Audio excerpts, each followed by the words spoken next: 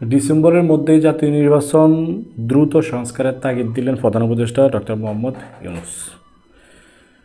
আগামী ডিসেম্বর মাসে জাতীয় নির্বাচন অনুষ্ঠিত হওয়ার লক্ষ্য নিয়ে সংস্কার কার্যক্রম দ্রুত এগিয়ে নেওয়ার তাগিদ দিয়েছেন প্রধান উপদেষ্টা ডক্টর মোহাম্মদ ইউনূস।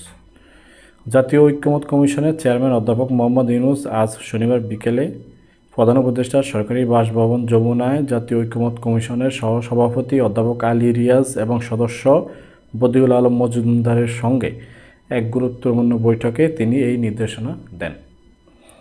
প্রধান উপদেষ্টার প্রেস উইং সূত্র একথা জানিয়েছে। বৈঠক অধ্যাপক আলী রিয়াজ ও ডক্টর বদিউল আলম মজুমদার কমিশন কর্তৃক চলমান সংস্কার কার্যক্রমের অগ্রগতি সম্পর্কে চেয়ারম্যানকে বিস্তারিত জানান। তারা উল্লেখ করেন, বিভিন্ন রাজনৈতিক দলের সঙ্গে পৃথকভাবে সংস্কার প্রস্তাব নিয়ে আলোচনা অব্যাহত রয়েছে। এই পর্যন্ত মোট 8টি রাজনৈতিক দলের সঙ্গে আলোচনা সম্পূর্ণ হয়েছে। আগামী বৃহস্পতিবার বাংলাদেশ জাতীয়তাবাদী দল বিএনপির সঙ্গে আলোচনার কোনো সময়সূচি নির্ধারিত হয়েছে বলেও জানান তারা। কমিশনের পক্ষ থেকে আরও জানানো হয়, সংস্কার কার্যক্রমের বিষয়ে জনগণের মতামত সংগ্রহ এবং এ বিষয়ে সচেতনতা বৃদ্ধির লক্ষ্যে বিভিন্ন কর্মসূচি হাতে নেওয়া হয়েছে।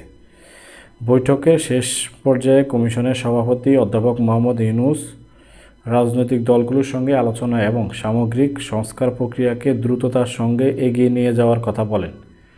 এতে নির্ধারিত সময়ে অর্থাৎ আগামী ডিসেম্বর মাসেই জাতীয় নির্বাচন অনুষ্ঠিত সম্ভব হয়। বৈঠকে প্রধান উপদেষ্টার বিশেষ সহকারী মনির হায়দারও উপস্থিত ছিলেন।